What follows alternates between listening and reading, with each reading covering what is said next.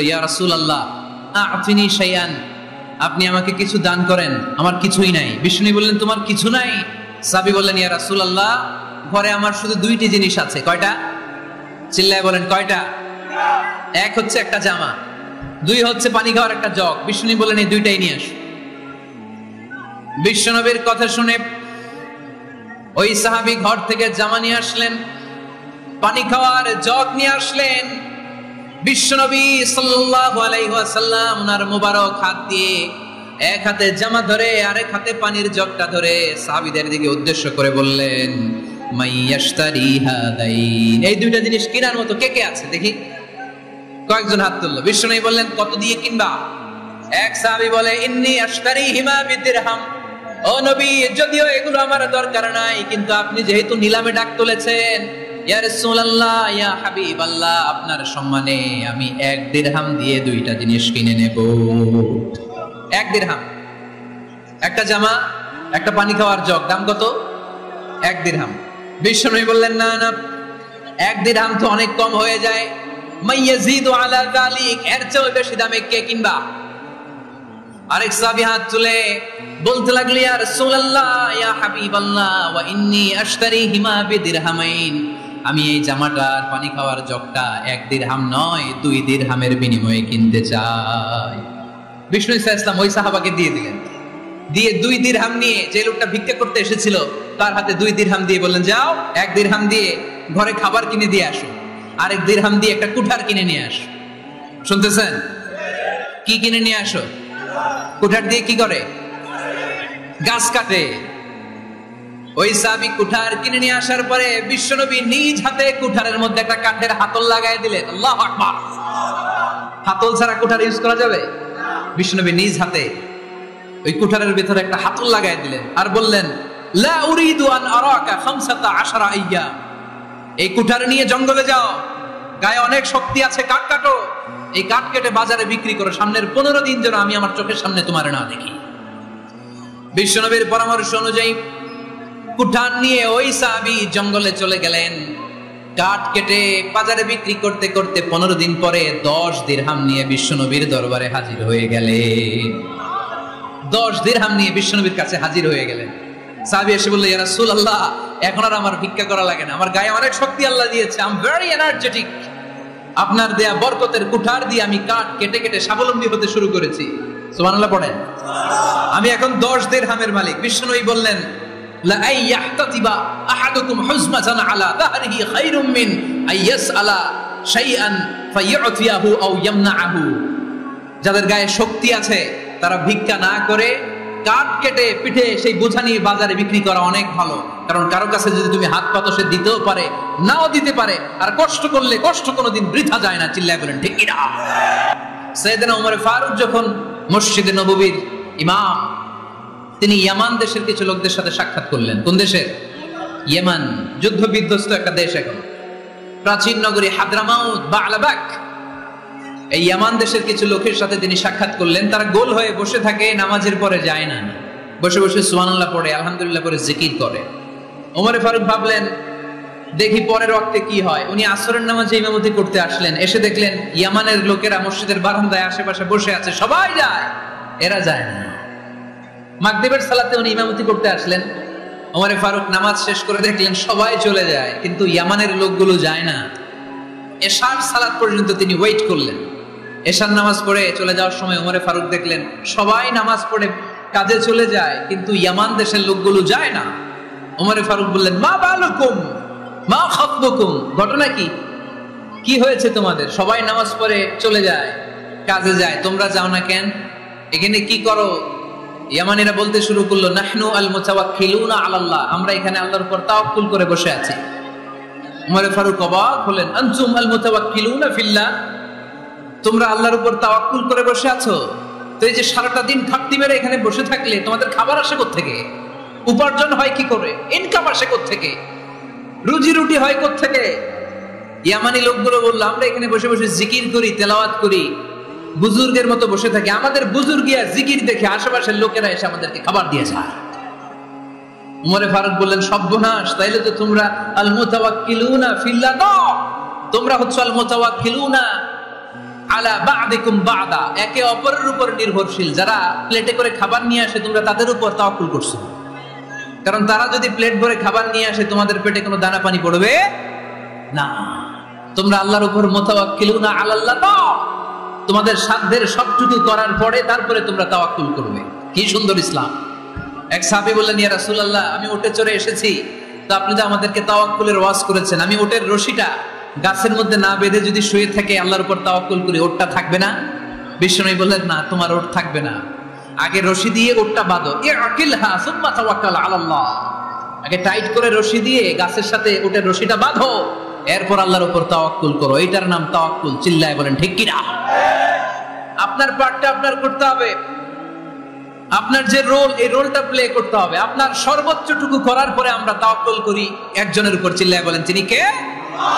ওমর ফারুক বললেন, তোমরা মুতাওয়াক্কিলুনা আলাল্লাহ নাও, তোমরা বের হয়ে যাও, খবরদার এরপরে কোনোদিন তোমাদেরকে যেন এই মসজিদের মধ্যে ঘাপটি মেরে গোল হয়ে বসে থাকতে না দেখা যায়। কারণ ফাইদা কুদিয়াতিস সালাতু ফান্তাশিরু ফিল আরদ ওয়াবতাগু মিন ফাদলিল্লাহ। ইসলামের বিধান হচ্ছে যখন নামাজ শেষ মসজিদে বসে থাকা যাবে? চিল্লায় বলেন বসে থাকা যাবে? যাবে না। সর্বোচ্চটুকু করে তারপরে আপনাকে বের হয়ে যেতে হবে। প্রতিদিন সকালবেলা পাখির বাসা থেকে দেখবেন পাখিগুলো খালি পেটে বের হয়ে যায়। আপনাদের এই এলাকায় পাখির বাসা আছে? কি পাখির বাসা আছে? হ্যাঁ, সব পাখি আছে। তো সকালবেলা দেখবেন পাখির বাসা থেকে পাখিগুলো খালি পেটে বের হয়ে যায়। বিকেল বেলায় পাখিগুলোর ওদর পূর্তি করে পেট ভর্তি করে আবার পাখির নিড়ে ফিরিয়ে দেয় কে? কারণ পাখিগুলো তাওয়াক্কুল করেছে কার উপর? পাখিগুলো তাওয়াক্কুল করে যদি পাখির নিড়েই বসে থাকতো ওদের পেটে খাবার আসতো?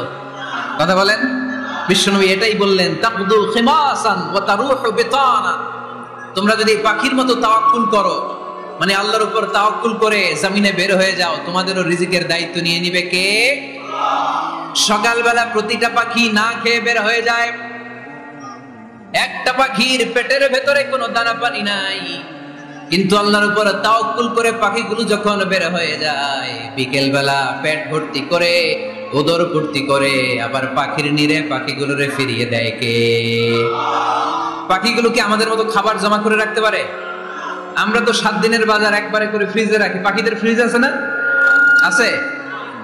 আমাদের অতিরিক্ত টাকা হলে আমরা ব্যাংকে ব্যালেন্স করে রাখতে পারি, অ্যাকাউন্ট করে রাখতে পারি। পাখিরাও তো অ্যাকাউন্ট করে রাখে না? না, প্রতিদিন না খেয়ে বের হয়। কালকে ওই পাখিটা কি খাবে, কোন জায়গা থেকে তার রিজিকের ব্যবস্থা হবে আল্লাহ ছাড়া কেউ জানে। এটার নাম তাওয়াক্কুল। এটার নাম কি? আমাদের সাধ্যের, আমাদের ক্যাপাসিটি, আমাদের ক্যাপাবিলিটির সবটুকু করে আমরা তাওয়াক্কুল করি একজনের উপর। চিল্লায় বলেন তিনি কে? এজন্য ইসলাম আমাদেরকে শিখায়, সালাত যখন শেষ বের হয়ে যাও, কাজে নেমে পড়ো। কাজে কোনো লজ্জা নাই, পরিশ্রমে কোনো লজ্জা আছে? যিনি রিক্সা চালায় এতে তার কোনো লজ্জা আছে? দিনমজুর, কুলি, ঠেলা গাড়ি চালায়, ছোট্ট ব্যবসা করে, এতে কোনো লজ্জা আছে? লজ্জা নাই। খেয়াল রাখবেন, লজ্জা হচ্ছে অলসতায়। লজ্জা কিসে? বিষ্ণু ঈসা ইসলাম বলেছেন, মা আকালা আহাদুন তুআমান কাত্তু খায়রুম মিন আইয়াকুলা মিন আমালি ইয়াদি। নিজ হাতে উপার্জিত খাবারের চেয়ে, অর্থের চেয়ে শ্রেষ্ঠ খাবার পৃথিবীর কোন মানুষ কোনদিন ভক্ষণ করে নাই। চিল্লায় কোন সুবহানাল্লাহ। শ্রেষ্ঠতম খাবার নিজ হাতে উপার্জিত খাবার। ঘাম জড়িয়ে যে অর্থ উপার্জন করা হয়, যে ইনকাম করা হয়, এটা হালাল। আর হালাল খেয়ে দোয়া করলে কবুল করে কে? এজন্য খেটে খাওয়া মানুষ, শ্রমজীবী মানুষ আর মেহনতি মানুষদেরকে বিশ্বনবী খুব ভালোবাসতেন। তারা বিশ্বনবীর বন্ধু আর বিশ্বনবী ছিল তাদের বন্ধু। সুবহানাল্লাহ পড়েন। এত ভালোবাসতেন বিশ্বনবী খেটে খাওয়ার মেহনতি মানুষদেরকে। সব সময় বিষ্ণু ইসলাম তাদের জন্য দোয়া করতেন। এজন্য যারা খেটে খায় তারা কপালওয়ালা, তারা মুস্তাজাবুদ দাওয়া। তারা কি? মুস্তাজাবুদ দাওয়া মানে এমন ব্যক্তি যে ব্যক্তি দোয়া করতে দেরি হয় কিন্তু দোয়া কবুল হতে দেরি হয় না। আপনারা এখানে ব্যবসা করেন কে কে? দেখি তো, হাত তুলেন তো। ব্যবসা, মাশাআল্লাহ, অনেক ব্যবসায়ী আছে তো দেখি। আচ্ছা, হাত নামান। চাকরি করেন কে কে? চাকরিও তো অনেক করে দেখি, হাত নামান। প্রবাসী, ছুটিতে দেশে আসছেন। হুজুর আমি আছি, কই? আপনি দেখতে আসছেন? মাশাআল্লাহ। কোন দেশে থাকেন? সৌদি আরব। আলহামদুলিল্লাহ। সৌদিতে ভাল লাগে নাকি সৌদি স্বপ্নের দেশ, খাটতে খাটতে জীবন শেষ? ইনশাআল্লাহ। আচ্ছা, ইউনিভার্সিটির স্টুডেন্ট আছো কারা কারা দেখি? মাশাআল্লাহ। হাত নামাও। ক্লাস 5 থেকে ইন্টারমিডিয়েট পর্যন্ত পড়াশোনা করতেছো অথবা দাখিল আলিম পর্যন্ত, কারা কারা দেখি? মাশাআল্লাহ, হাত নামাও, হাত নামাও। একবারও যারা হাত তোলেন না এবার তারা হাত তোলেন। আপনারা কি করেন? হ্যাঁ, বেকার। বাংলাদেশে চাকরির বাজার খুব মন্দা, ঠিক কিনা? বাংলাদেশ ইন্ডিয়াতে চাকরি পেতে অনেক কষ্ট। সামান্য একটা পদের জন্য যেখানে চেয়েছে ক্লাস 8 পাস, এখানে ডবল মাস্টার ডিগ্রি অ্যাপ্লাই করছে কয়েক লক্ষ। এজন্য আমাদেরকে উদ্যোক্তা হতে হবে। You have to be the entrepreneur. আমাদের উদ্যোক্তা দরকার, বেশি বেশি নতুন নতুন উদ্যোক্তা। নিজেই এমন আইডিয়া নিয়ে আসবে যেই আইডিয়া বিক্রি করে দুর্দান্ত আইডিয়া দিয়ে তুমি পুরো দেশ কাঁপিয়ে দিতে পারো। পারা যাবে না ছেলেরা? আইডিয়ার অনেক দাম। You have to generate new ideas. নতুন নতুন আইডিয়া এনে মানুষ গোটা বিশ্বকে তাক লাগিয়ে দিচ্ছে। এই যে গত কয়েক বছর আগে কারের একটা রাইড চালু হয়েছে, নাম হয়েছে উবার। কি নাম?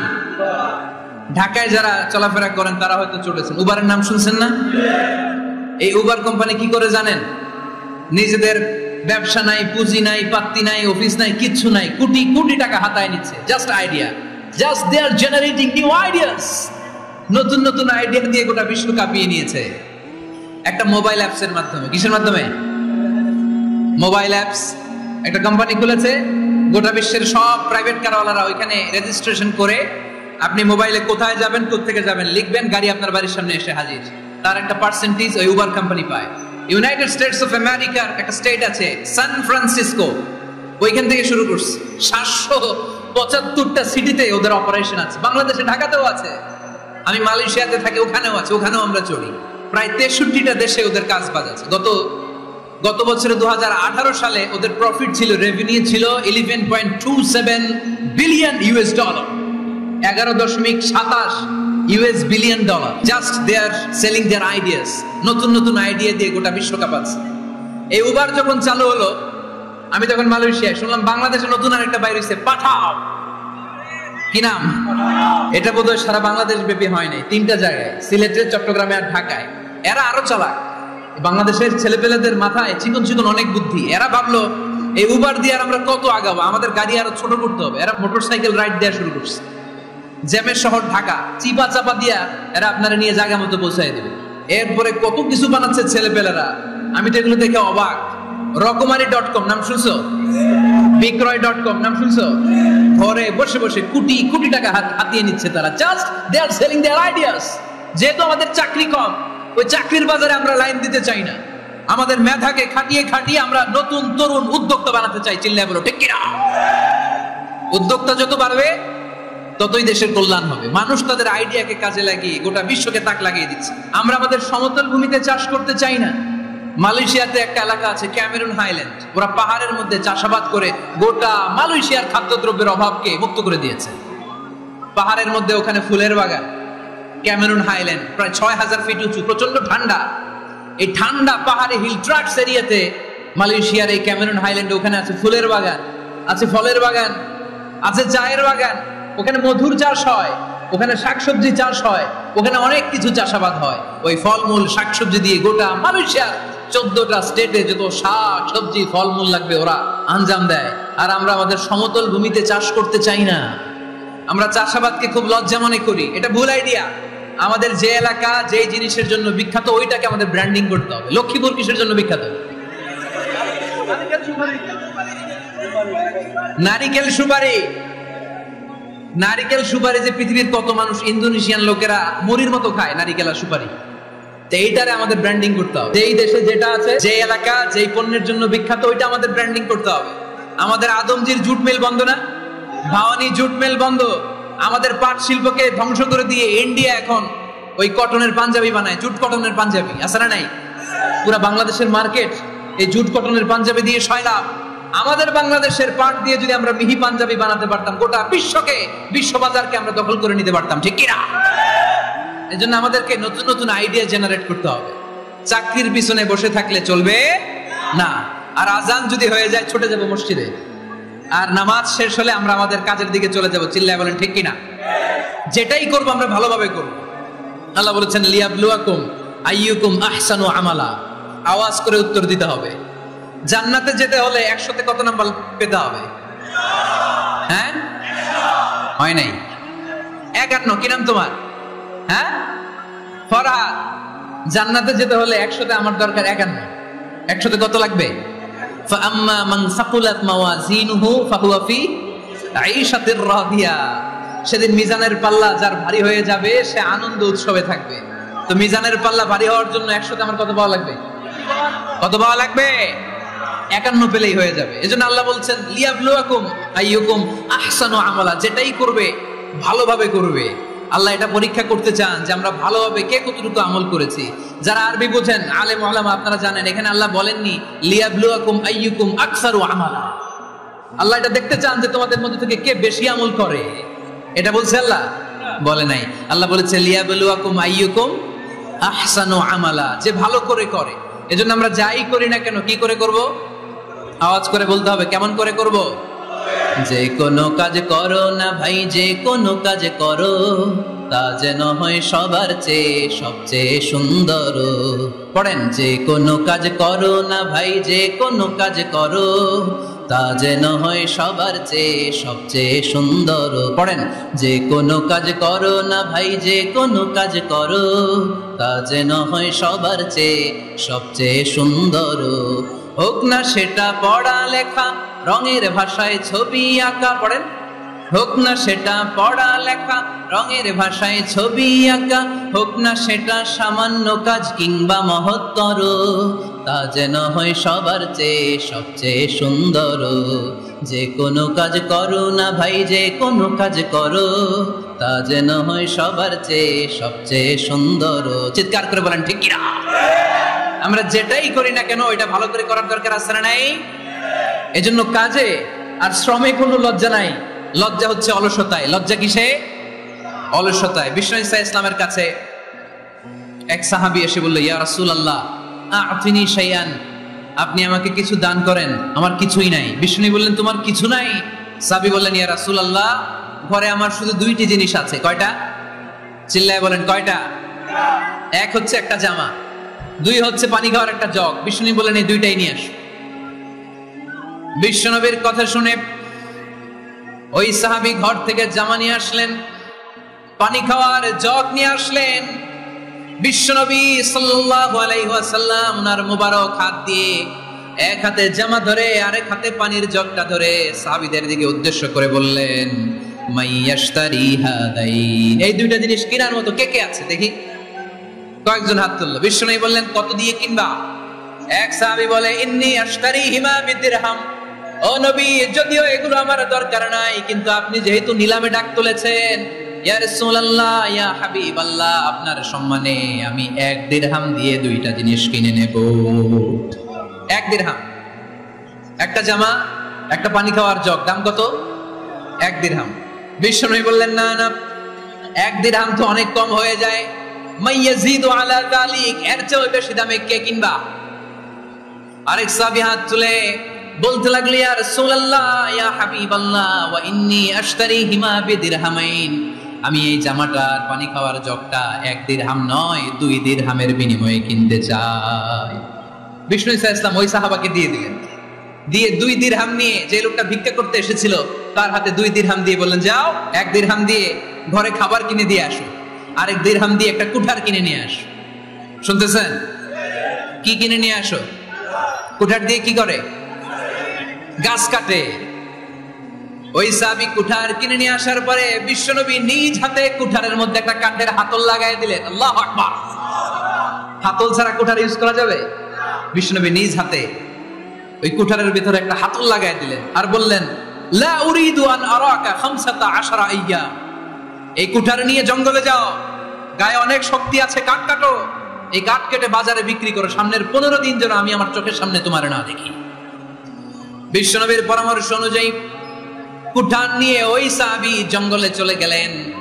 কাঠ কেটে বাজারে বিক্রি করতে করতে 15 দিন পরে 10 দিরহাম নিয়ে বিশ্বনবীর দরবারে হাজির হয়ে গেলেন। 10 দিরহাম নিয়ে বিশ্বনবীর কাছে হাজির হয়ে গেলেন।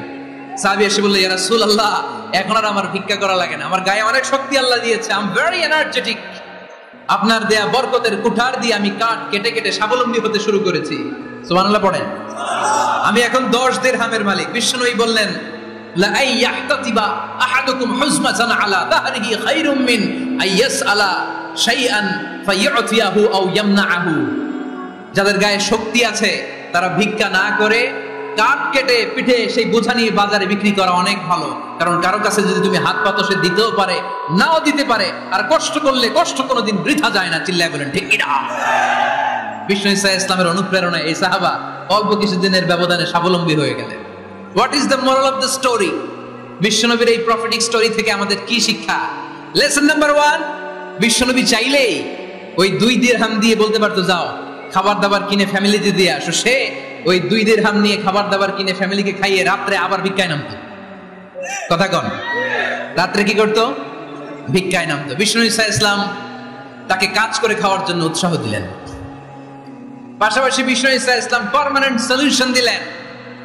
এজন্য পার্মানেন্ট সলিউশনের ব্যবস্থা করতে হবে। অনেকে আমরা যাকাত দেই, যাকাতের শাড়ি দেই, যাকাতের লুঙ্গি দেই, আছে না নাই? না, যাকাতের শাড়ি, যাকাতের লুঙ্গি বলতে কোনো কথা ইসলামে নাই। এগুলো খুব কম দামি শাড়ি, যাদেরকে এগুলো দেয়া হয় তাদেরকে অপমান করা হয়, ঠিক কি না? আল্লাহ বলেছেন, ওয়ালাকাদ কাররামনা বানি আদম, I have dignified the status of the sons of Adam. আমি আদমের সব সন্তানদেরকে সম্মানিত করেছি। সুবহানাল্লাহ পড়েন। আপনাদের চেয়ে সম্মানিত কেউ আছে? মানুষের চেয়ে সম্মানিত গোটা বিশ্বে আর কোনো মাখলুকাত আছে? নাই। এজন্য যাকাতের শাড়ি দেয়া যাবে না, যাকাতের লুঙ্গি দেয়া যাবে না। যাকাতের শাড়ি আপনারা দেখছেন, এটারে একবার ধোয়ার পরে দ্বিতীয়বার পরা যায় না। মশারি কি পাতলা, এর চেয়েও পাতলা। এই জন্য যাকাতের শাড়ি, যাকাতের লুঙ্গি বলতে ইসলামে কোনো পরিভাষা নাই। আপনাকে স্বাবলম্বী করে দেওয়ার চেষ্টা করতে হবে। যারা বিজনেস ম্যাগনেট আছেন, তারা একসাথে হয়ে একটা স্ট্রং যাকাত ম্যানেজমেন্ট প্ল্যাটফর্ম করতে পারে, যেখান থেকে আপনার বিভিন্ন থানায়, বিভিন্ন গ্রামে বাছাই করে করে কিছু ভাইদেরকে যাকাত দিতে পারেন স্বাবলম্বী করার উদ্দেশ্যে। যেই ফ্যামিলিকে আছে, কি নাম এটার?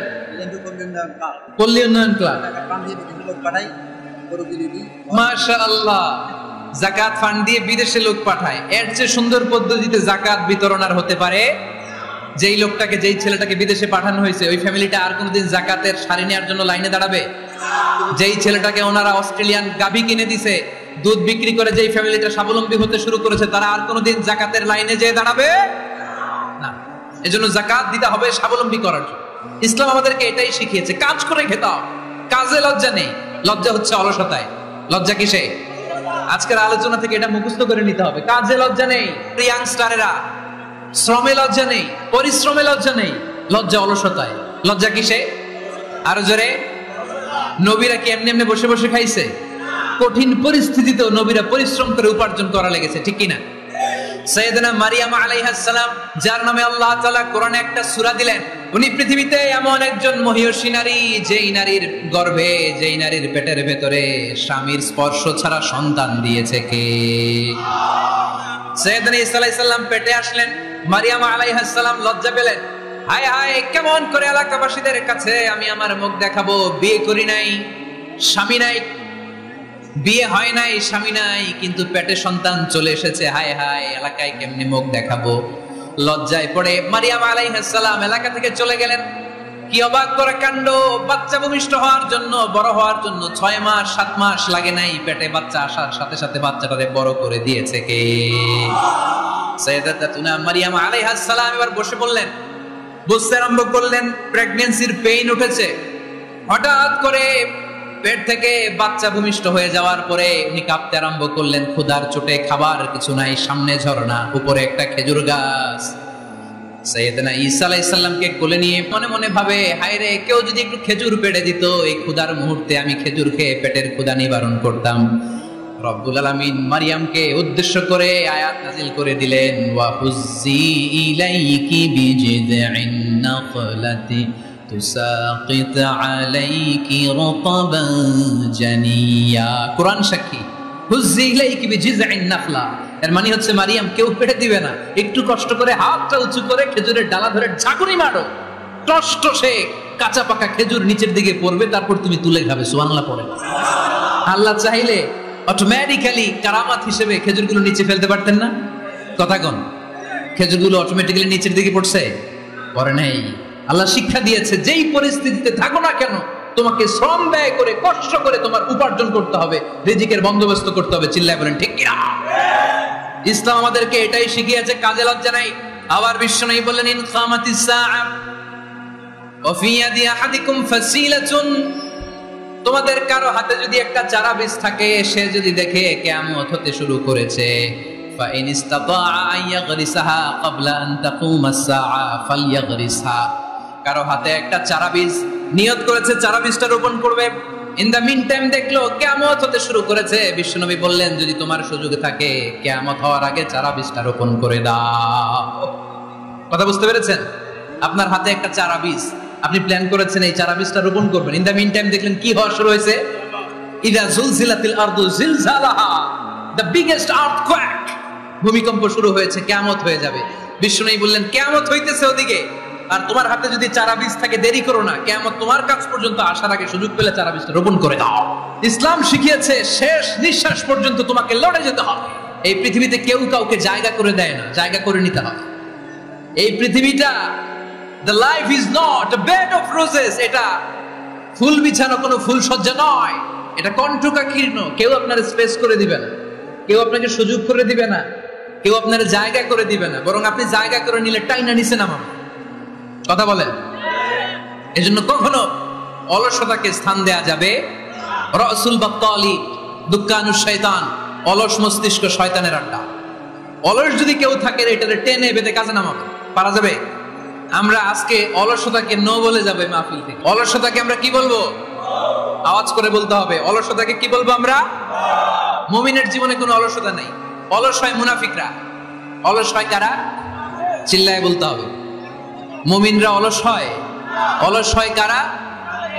এজন্য কোরআনে আল্লাহ একথাও বলে দিলেন, ওয়াইদা কামু ইলাস সালাতি কামু কুসালা ইউরাউনান নাসা ওয়ালা ইয়াযকুরুনাল্লাহা ইল্লা কালিলা। সুবহানাল্লাহ পড়ে। মুনাফিকরা যখন মানুষকে দেখানোর জন্য নামাজে যায়, ওই নামাজে তাদের ইখলাস নাই, ওই নামাজের ভেতরে তাদের কোনো খুশু খুদু নাই, ওই নামাজের ভেতরে আছে শুধু অলসতা। ওই নামাজে কি আছে? কিন্তু আমরা যখন নামাজে যাই আমাদের অলসতা আছে? আমরা নামাজ পড়লে আমাদের হৃদয়টারে সজীব করে দেয় কে? আমরা উযু করলে আমাদের মনটাকে চাঙ্গা করে দেয় কে? আমরা মসজিদে ঢুকলে হৃদয়টাকে প্রাণবন্ত করে দেয় কে? মুমিন তো নামাজে গেলে চাঙ্গা হয়, মুমিন উযু করলে চাঙ্গা হয়। বিষ্ণু ঈসা ইসলাম বললেন, ইয়াকিদু শাইতানু আলা কাফিয়াতি রাসি আহাদিকুম ইদা নাম। খেয়াল করে শুনবেন ভাইরা, চমৎকার একটা হাদিস। আমরা যখন ঘুমোতে যাই, শয়তান আমাদের প্রত্যেকের মাথার পিছনে 3টা অলসতার গিট মারে। কয়টা? আওয়াজ করে বলেন। 3টা অলসতার গিট মারে। ইয়াকিদু শাইতানু আলা কাফিয়াতি রাসি আহাদিকুম সালাসা উকাব। 3টা গিট মারে যখন আমরা ঘুমোতে যাই। অলসতার 3টা গিট মেরে আমাদের কানের সামনে এসে ফিসফিস করে মন্ত্র পড়তে থাকে, আলাইসা লাইলুন তাওয়িলুন ফারকুদ, আলাইসা লাইলুন তাওয়িলুন ফারকুদ। বিশাল লম্বা রাত, ঘুমাও। অনেক সময় আছে, ঘুমাও।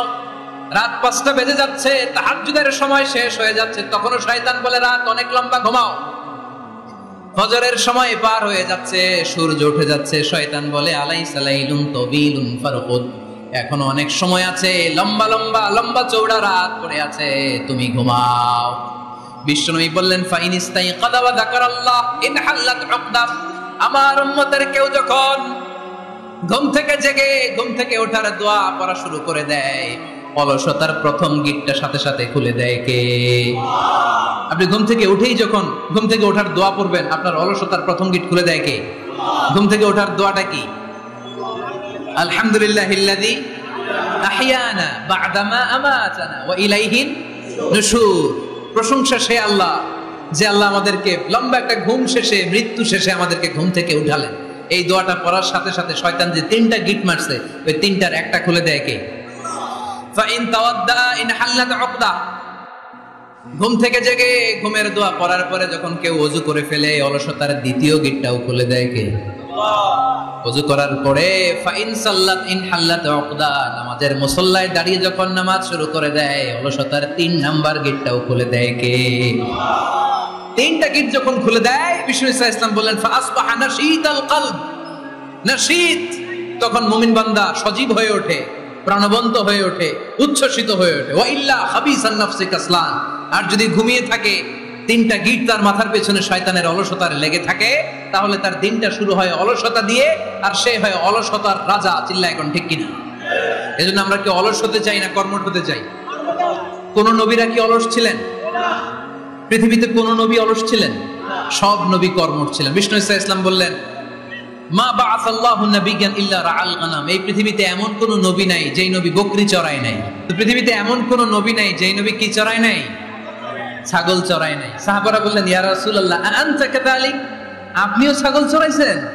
বিষ্ণু ইসলাম বললেন না, আমিও ছাগল চড়িয়েছি। ওয়া ইন্নী আরআহা আলা কারারাইতি আহলি মক্কা, আমি তো মক্কাবাসীদের অল্প কিছু পয়সার বিনিময়ে তাদের ছাগলগুলোকে চড়িয়ে দিতাম। সুবহানাল্লাহ পড়বেন না?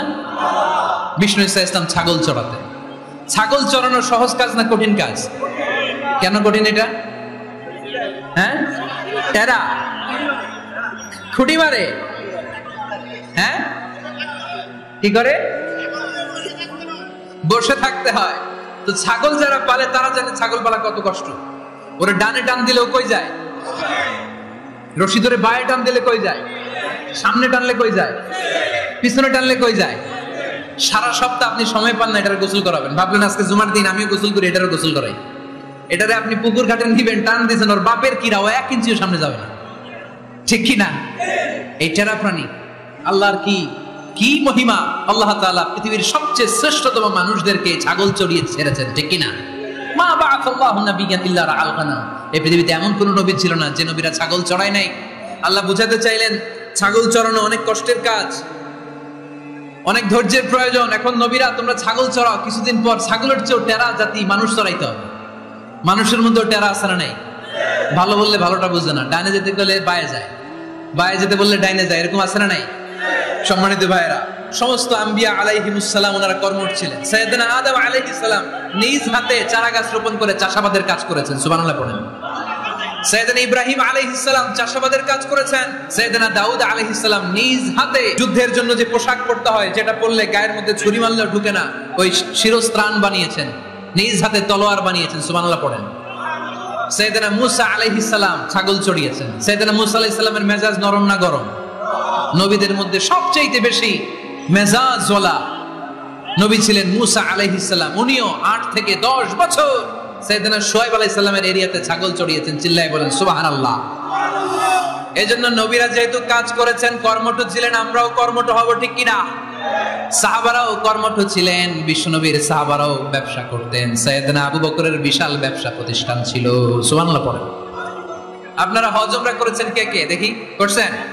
মাশাআল্লাহ। যারা করে নাই আল্লাহ তাদেরকে আল্লাহর ঘর জিয়ারতের তুমি নসিব করো। আমিন। বিশ্বনবীর মাকবরার সামনে দাঁড়িয়ে আমরা যেন সালাম পেশ করতে পারি, তুমি নসিব করো। আমিন। বাইতুল্লাহ শরীফে এবং মসজিদ নববীতে আমরা যেন সালাত আদায় করতে পারি, আল্লাহ তুমি নসিব করো। আমিন।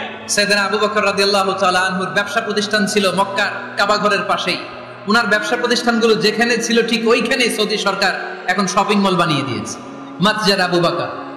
মক্কা শহরের যেখানে বহিরাগতরা এসে ওখানে ছাগল, ওখানে ঘোড়া, উট এগুলো রাখতো, আস্তাবল রাখতো, ঘোড়া আর উট যেখানে রাখা হতো ঠিক ওই জায়গায় সৌদি সরকার ওটার পার্কিং লট বানায় দিচ্ছে। মানে যেখানে আগে সাহাবাদের ব্যবসার জায়গা, ওইখানে বর্তমানে শপিং মল। যেখানে আগের সময়কাল সাহাবারা উট আর ঘোড়া রেখে বাঁধতো, ওইখানে এখন গাড়ি ঘোড়া রাখার ব্যবস্থা করা হয়েছে। সাইয়েদনা আবু বকর অনেক বড় ব্যবসায়ী ছিলেন। ওনার নিজ টাকা দিয়ে হাবাসা থেকে আসা সাইয়েদনা বেলালকে তিনি 20,000 স্বর্ণ মুদ্রা দিয়ে উমাইয়া ইবনে খালাফের কবল থেকে তিনি মুক্ত করেছেন।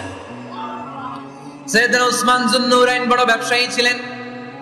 নিজের টাকা দিয়ে মদিনার মুসলমানেরা পানি খেতে পারে না, বিইরে রুমা নামে একটা কুয়া ছিল, এই কুয়ার মালিক ছিল ইহুদি। মুসলমানেরা পানি খেতে গেলে এসে বকা দিত, পানি খেতে দিত না। বিশ্বনবী বললেন আমার সাহাবীদের মধ্যে এমন কি কেউ নাই নিজের অর্থায়নে বীরে রুমা কিনে মুসলমানদেরকে দিয়ে দিবে? সাইয়েদনা উসমান যুন্নুরাইন বলল ইয়া রাসূলুল্লাহ আপনার খেদমতে আমি হাজির। মুহূর্তের মধ্যে সাইয়েদনা উসমান যুন্নুরাইন নিজের অর্থায়নে বীরের উম্মাটা কিনে মুসলমানদের জন্য সদকা করে দিয়েছে। তো ব্যবসা না করলে, কর্মঠ না হলে, উপার্জন না হলে সদকা করা যাবে? চিল্লায় বলেন করা যাবে? সুনানে তিরমিজির বর্ণনা, বিষ্ণু ঈসা ইসলাম মক্কা থেকে যত সাহাবারা হিজরত করে মদিনায় এসেছে, মদিনাতে কোন না কোন সাহাবার সাথে বিশ্বনবী ভ্রাতৃত্বের বন্ধনে আবদ্ধ করে দিয়েছে। সুবহানাল্লাহ পড়েন। এজন্য মক্কা থেকে যারা এসেছে এদেরকে বলে মুহাজির, এদেরকে কি বলে? আর মদিনায় যারা ছিল এদেরকে বলে আনসার, এদেরকে কি বলে? আওয়াজ করে উত্তর দিবেন। মক্কা থেকে যারা এসেছে তাদের নাম মুহাজির, আর যারা মদিনার সাহাবী তাদের নাম আনসার। মক্কা থেকে হিজরত করে যে সমস্ত সাহাবারা এসেছিল তারা ছিল মদিনার মেহমান। বিশ্বনবী এক এক মক্কার সাহাবীকে মদিনার এক এক সাহাবীর সাথে ভ্রাতৃত্বের বন্ধনে আবদ্ধ করে দিলেন। আব্দুর রহমান ইবনে আউফ রাদিয়াল্লাহু তাআলা আনহু, ওনার সাথে ভ্রাতৃত্বের বন্ধনে যে সাহাবীকে বিশ্বনবী আবদ্ধ করে দিলেন ওনার নাম হচ্ছে সাদ ইবনে রাবিয়া। কি নাম? মদিনার অনেক বড় ব্যবসায়ী। বিশ্বনবী বললেন, ও আব্দুর রহমান ইবনে আউফ, সম্পদ ছেড়ে দিয়ে, পরিবার ছেড়ে দিয়ে, স্থাবর সব ছেড়ে দিয়ে আল্লাহ রাসূলের ভালোবাসায় মক্কা থেকে মদিনায় এসেছো। মদিনায় তোমার চিন্তা নাই, সাদ ইবনে রবিকে আমি তোমার ভাই বানিয়ে দিলাম। সাদ ইবনে রবি তোমার আপন ভাইয়ের মতো। সাদ ইবনে রবি বলল, আব্দুর রহমান, জীবনে তোমারে কোনোদিন দেখি নাই, তোমারে আমি চিনি না, তোমার নাম শুনি নাই, কিন্তু বিশ্বনবী তো তোমার দায়িত্ব আমাকে দিয়েছে। আমার চেয়ে বড় ধনী এই মদিনার মধ্যে দ্বিতীয় কেউ নাই। আজ থেকে তুমি আমার ভাই, আজ থেকে তুমি আমার কি?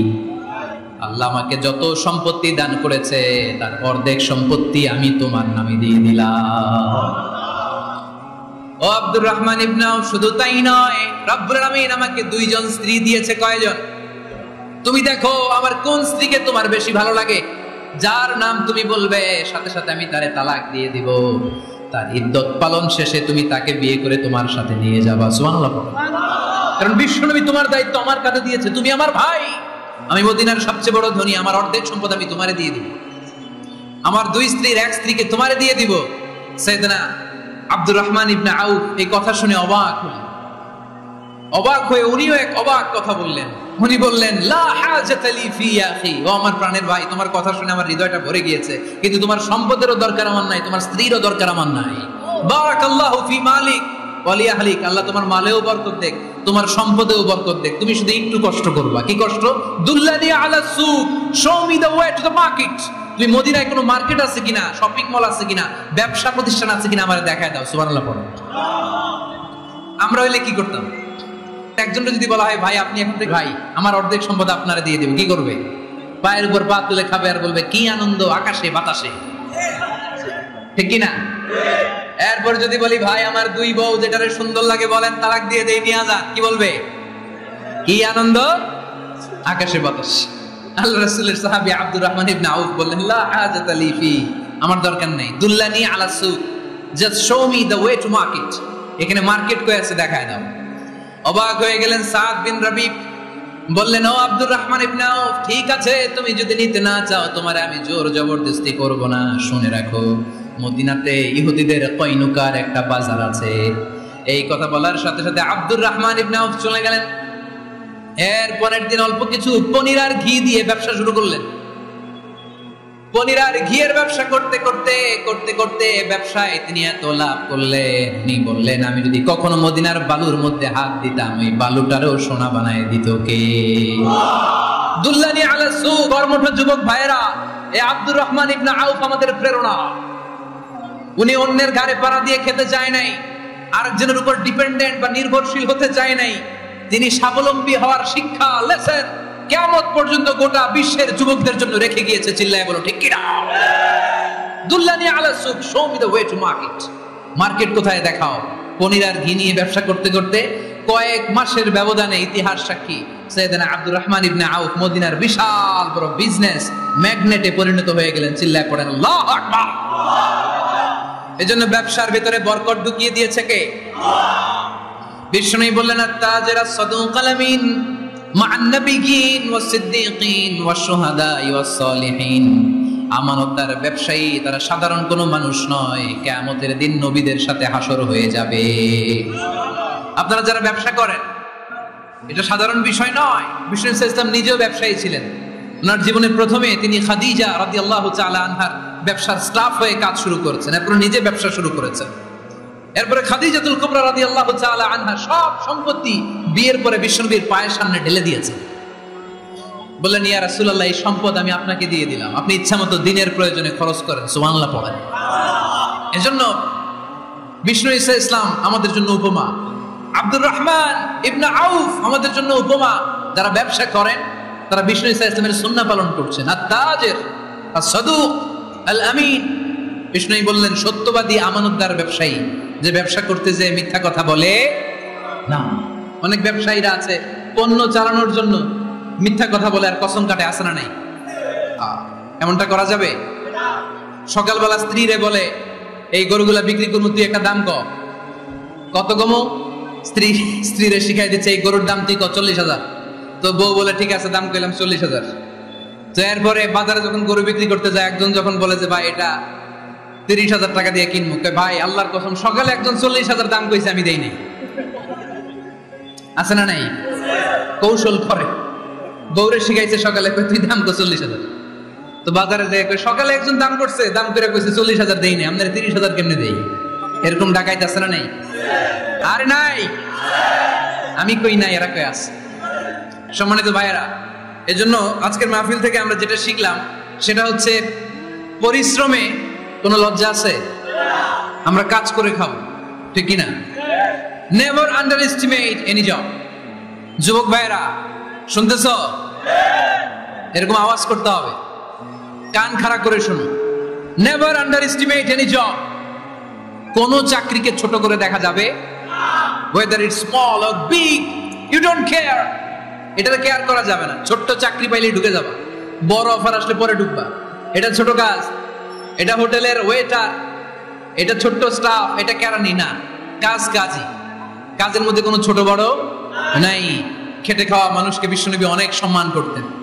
বিষ্ণু ঈসা ইসলাম খেটে খাওয়া মানুষদেরকে এত ভালোবাসতেন, বিদায় হজের মতো এত গুরুত্বপূর্ণ ভাষণও এই মেহনতি মানুষদের কথা বাদ যায়নি। সুবহানাল্লাহ পড়বেন না? দিনটা ছিল জুমাবার।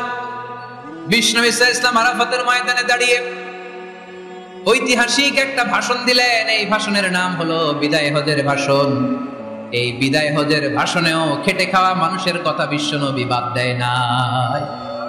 বিশ্বনবী বলেছেন, আরিক্কাকুম, খবরদার, অধীনস্থ কর্মচারীদের সাথে খারাপ আচরণ করো না।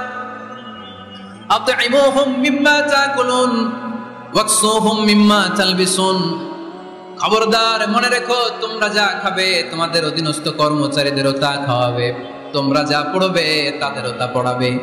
বিশ্বনবী শেষ নিঃশ্বাস ত্যাগ করে যাওয়ার আগে যেই কয়েকটা কথা বলেছিলেন তার মধ্যে মেহনতি মানুষদের জন্য কথা আছে না নাই? বিষ্ণু ঈসা ইসলাম যখন শেষ নিঃশ্বাস ত্যাগ করবেন, তিনি বলেছিলেন, আসসালাত আসসালাত, উম্মতেরা, নামাজ নামাজ নামাজ ছেড়ে দিও না, নামাজ তরক করো না, নামাজ কাজা করো না। আর বলেছিলেন, ওমা মালাকাত আইমানুকুম, অধীনস্থ কর্মচারীদের সাথে খবরদার খারাপ আচরণ করো না। যারা কর্মচারীদের সাথে খারাপ আচরণ করে, যারা মানুষের কাছ থেকে শ্রম নিয়ে কাজ করিয়ে টাকা দেয় না, কিয়ামতের দিন তাদের বিরুদ্ধে মামলা দায়ের করবে কে? কে করবে? হাদিসে কুদসি সাক্ষী বিষ্ণু ঈসা ইসলাম বলেন, আল্লাহ তাআলা ফরমান, আনা খাসমুহুম সালাসাতুন আনা খাসমুহুম ইয়াউমাল কিয়ামা। তিন শ্রেণীর ব্যক্তির বিরুদ্ধে আল্লাহ বলেন, আমি নিজেই কিয়ামতের দিন মামলা দায়ের করব। I will be against them in the day of judgment. Three categories of people, I will be against them in the day of judgment. তিন শ্রেণীর লোক কিয়ামতের দিন তারা ছাড় পাবে না। আল্লাহ বলেন, আমি নিজেই তাদের বিরুদ্ধে মামলা দায়ের করব। এর মধ্যে এক শ্রেণীর লোক হচ্ছে রাজুলুন ইস্তাআজারা জিরান ফাস্তাউফা মিনহু ওয়া লাম ইয়াতি আজরা।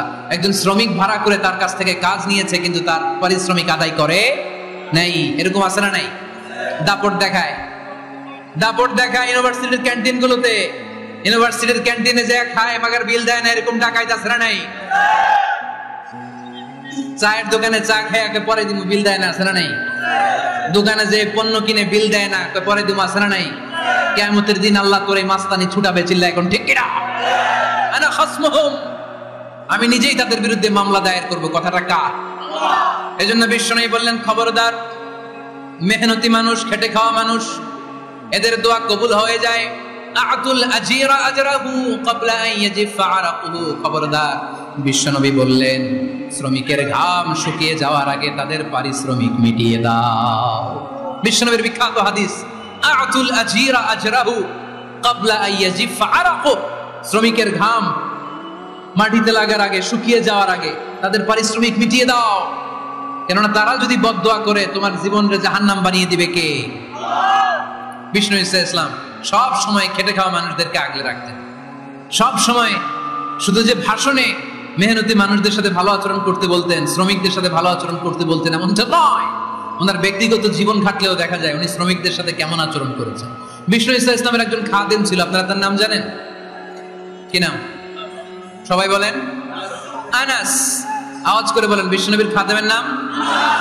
নামটা কেমন লাগে? ভালো লাগে? ছেলে হইলে রাখবেন তো? রাখবেন? অনেকে আমার জিজ্ঞেস করে যে আমার একটা ছেলের নাম বলে দেন। এই এলাকার যদি কারো সম্ভাব্য আগন্তুক 2 মাস পরেই ছেলে পৃথিবীতে আসবে, এর নাম রাখবেন আনাস। নাম কি রাখবেন? খাদিমু রাসূলিল্লাহ, আল্লাহ রাসূল সাল্লাল্লাহু আলাইহি ওয়াসাল্লামের খাদেম। এই খাদেমের কাছ থেকে একটু শোনেন ওনার মালিক কেমন ছিল, শুনবেন নাকি কষ্ট হচ্ছে?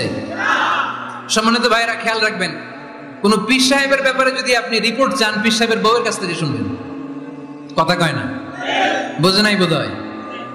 একজন পীর সাহেব হুজুর উনি কেমন, রিপোর্ট নেবেন কার কাছ থেকে? কার কাছ থেকে? বউয়ের কাছ থেকে। একজন বড় সাহেব, বড় নেতা, তার ব্যাপারে যদি রিপোর্ট পেতে চান, আমি কয়েকটা জায়গা বলে দিই, এই জায়গাগুলো থেকে রিপোর্ট নেবেন। 1 নাম্বার তার ড্রাইভার, 1 নাম্বার।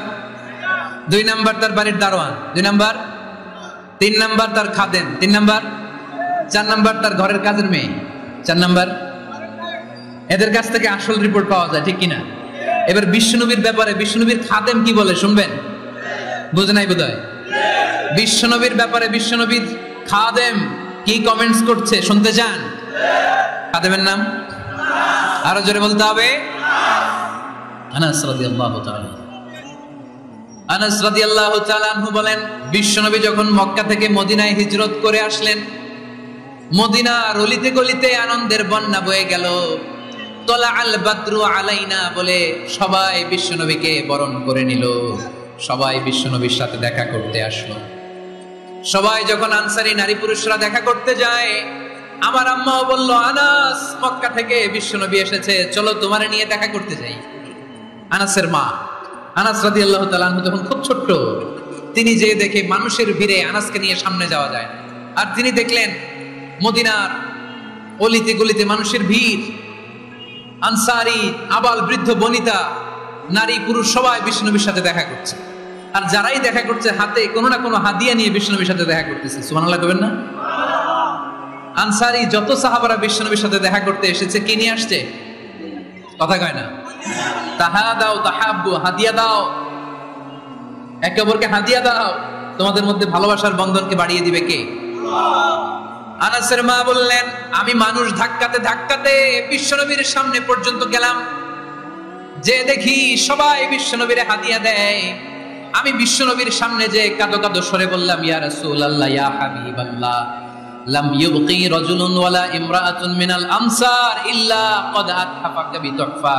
ও নবী, আমি দেখতে পেয়েছি আনসারী এমন কোন নারী নাই, এমন কোন পুরুষ নাই যে আপনাকে আপনার হাতে কোনো না কোনো হাদিয়া দেয় নাই। ওয়া ইন্নী লা আকদিরু আলা যালিকা মা উতহিফুকা বি। কিন্তু ইয়া রাসূলুল্লাহ, ইয়া হাবিবাল্লাহ, আমার কাছে তো কোনো টাকা নাই,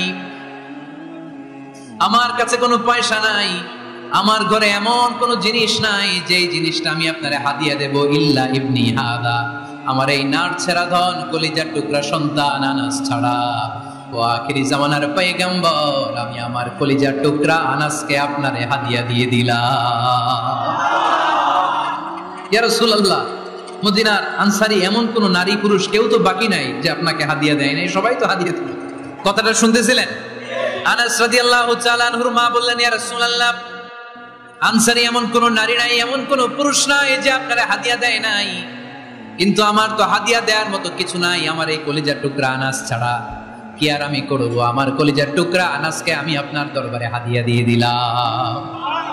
ইয়া রাসূলুল্লাহ, আমার ছেলেটারই আপনারা হাদিয়া দিলাম। খুদ হাদা ইয়াখদুমু কামা বাদা লাক, আপনার যেই কাজ লাগবে, যেই খেদমতের প্রয়োজন আপনার এই খেদমত করবে। ও নবী, আমি জানি আনাস আপনার বেশি খেদমত করতে পারবে না। আনাস আপনার মেসওয়াক এনে দিবে, অজুর পানি এনে দিবে, জুব্বা লাগলে জুব্বাটা এনে দিবে, ছোটখাটো কাজ করে আপনারে সাহায্য করবে। আমার কলিজার টুকরা সন্তানকে চিরকালের জন্য আমি আপনারে হাদিয়া দিয়ে দিলাম। আনাস রাদিয়াল্লাহু তাআলা আনহু বর্ণনা করছেন, আমি দাঁড়িয়ে দাঁড়িয়ে শুনছি আমার আম্মা বলছে আমি নাকি বিশ্বনবীর জন্য হাদিয়া। সুবহানাল্লাহ পড়েন। এবার খেদমত শুরু করলো সাইয়েদনা আনাস। ছোট্ট মানুষ কি আর করবে, কতটুকু খেদমত আর করতে পারবে? বিশ্বনবীর মেসওয়াকটা এনে দেয়। সুবহানাল্লাহ পড়েন।